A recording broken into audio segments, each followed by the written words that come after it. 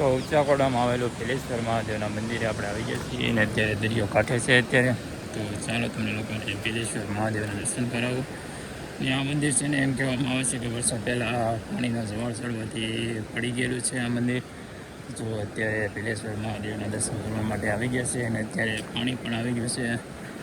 તો તમે લોકો પણ ભેલેશ્વર મહાદેવના દર્શન કરી લેજો ને કોમેન્ટમાં જે હર હર મહાદેવ લખી નાખજો. ચાલો, અહીંયા છે હનુમાન દાદાનું મંદિર. જો અહીંયા દરિયા કિનારે છે ને હનુમાન દાદાનું મંદિર છે. ત્યાં છે ભેલેશ્વર મહાદેવ મંદિર. અહીંયા પાણીનો જવાળ ચડવાથી ઊંચાકોડામાં આ મંદિર પડી ગયેલું છે. જો અત્યારે ભેલેશ્વર મહાદેવના દર્શન કરી લેજો બધા. ને આપણે પણ દર્શન કરી રહીને અહીંયા જો 24 કલાકની વાર 2 વાર જળ અભિષેક થાય છે. અહીંયા શિવલિંગ છે. આ બધું છે ને મોટી શિવલિંગ છે. અહીંયા આ બધું અહીંયા શિવલિંગ હતી પહેલાં ને અહીંયા હવે જો નાની શિવલિંગ છે અહીંયા. ને સૂર્યનારાયણના દર્શન કરી લેજો બધા. પાણી કેમ અત્યારે પાણી આવી ગયું છે. અત્યારે ફૂલ જવાળ ચડે છે કેમ કે અત્યારે વધુ પાણીની આગાહી હોય ને એટલા માટે. જય દ્વારકાધીશ, જય માતાજી. તો આજે આપણે આવી ગયા છીએ ઊંચાકોડાની અંદર આવેલું ભેલેશ્વર મહાદેવનું મંદિરે.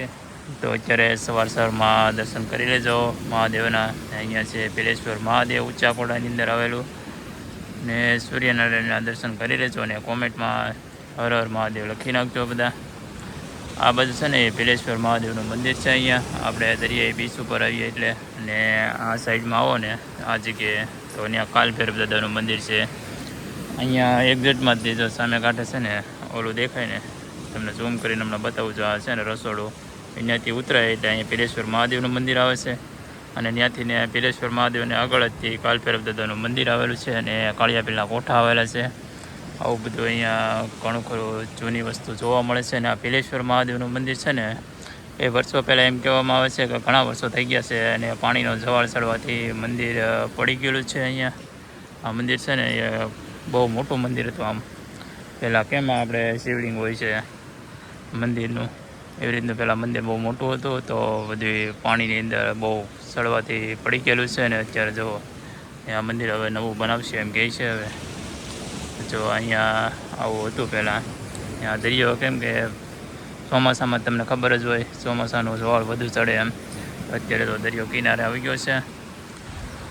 હવે જઈએ છીએ આપણે આ બાજુ કાલભૈરવ દાદાના દર્શન કરવા માટે. આ બાજુ હેડ તો નહીં જવાય, તમને અહીંથી બતાવી દઈશ કેમ કે અહીંયા પાણી છે. જો અહીંયા કેમ કે પાણી ટપીને જવું પડે છે. દરિયો ભરાઈ જાય ને એટલે ન જવાય કેમ કે દરિયામાં જવાળ ઘણો બધો ચડવાથી. ને આ બધું પહેલાં થોડાક દિવસ પહેલાં દીપડો આવ્યો હતો ને એવું બધું હતું અહીંયા કાલભૈરવ દાદા મંદિરે. હમણાંથી તો રાતે નથી આપણે પણ નથી આવતા, નકર તો જોવા મળી જાય. મસ્ત મજાનું અત્યારે વ્યૂ આવે છે. જોવા એક નંબર વ્યૂ. કેમ કે ચોમાસાનું બધું લીલું ચમ થઈ ગયું હોય એટલે મસ્ત મજાનું જો બેખાડ ને બધું મસ્ત મજાનું આવે છે અત્યારે. તો કાલભૈરવ દાદાનો પણ આપણે બ્લોગ આવી જશે આપણી ચેનલની અંદર, તો બધાએ જોઈ લેજો એનો બ્લોગ. અહીંયા કાળિયાબીના કોઠાનો પણ આવી જશે. અહીંયા ઘણી બધી જગ્યા જોવાલાયક છે, બધી અલગ અલગ. અત્યારે તો દરિયાના મોજા આવે છે અત્યારે. ને અત્યારે તો એક નંબર વ્યૂ. એટલે ક્યારેક તમે આવો ને તો સવારનો વ્યૂ લેજો તમે દરિયા કિનારાનો. મસ્ત મજાનો વ્યૂ આવે છે. ત્યાં ભેલેશ્વર મહાદેવના દર્શન કરી લેજો બધાને. કોમેન્ટમાં તો હર હર મહાદેવ લખવાનું ભૂલશો નહીં. તો આ છે ભેલેશ્વર મહાદેવ. અહીં છે ને આ જો ઉપર આ બધી દરિયાઈ ઉપર અહીંયા બીચ છે ને એ ત્યાં બધે રેકડીઓ ને એવું બધું ઉપર હોય. ત્યાં જો ઉપર આ છે ને ભોજનાલય છે. ઘણા લોકો ભોજનાલય પૂછતા હોય કે ક્યારેક આવે ને તો ભોજનાલય ક્યાં છે, તો દરિયાની કિનારે જ આવેલું છે ભોજનાલય. જો તમે લોકો ક્યારેક આવો ને તો ભોજનાલય જો અહીંયા ભોજનાલયની એક્ઝેક્ટ બાજુમાં રસ્તો નીકળે છે. તો અહીંયા છે ને આ બધાને અહીંયા ગેટની બાજુમાં જ ત્યાં રસ્તો નીકળે છે જે દરિયા કિનારે અવાય. તમારે ક્યારેક આવવું હોય ને ઘણા લોકો એમ કહેતા હોય કે દરિયાઈ બીચ ઉપર જવું છે, અમુક લોકો એમ કહે કે ભોજનાલય જવું હોય. તો જો બેસ્ટ લોકેશન ત્યાં દરિયા કિનારે જ આવેલું છે બધું. ને ચામુંડનું મંદિર છે ને, ચામુંડનું મંદિર તો ઉપર જ આવેલું છે, બધાને ખબર જ છે. તો એ છે લોકેશન બધા.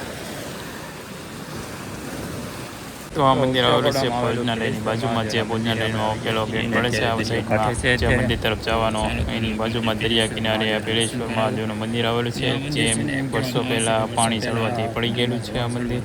તો તમારે કોઈને આવવું હોય તો દરિયા કિનારે જ આવેલું છે આ ભેળેશ્વર મહાદેવ મંદિર. હવે થોડાક ટાઈમમાં હવે પાછું બનશે એમ કહે છે, તો પાછું નવું મંદિર બનાવવાનું છે. તો આ છે ભેળેશ્વર મહાદેવનું મંદિર. ને કન્ટિન્યુ વિડીયોની અંદર બન્યા રહેજો, અને વિડીયોની અંદર પહેલી વાર આવ્યો હોય તો લાઈક શેર અને સબસ્ક્રાઈબ કરતા રહેજો. આ છે રસોડું, જે આ દરિયા કિનારે ભોજનાલય છે એની એક્ઝેક્ટ બાજુમાં જ ભેળેશ્વર મહાદેવ મંદિર છે. અહીંયા આ બધું જો અહીંયા કેળો પડે છે ને એના એક્ઝેક્ટ બાજુમાંથી, તો જો અહીંયા દરિયા કિનારે વ્યવનું ને અહીંયાથી મંદિર આવેલું છે.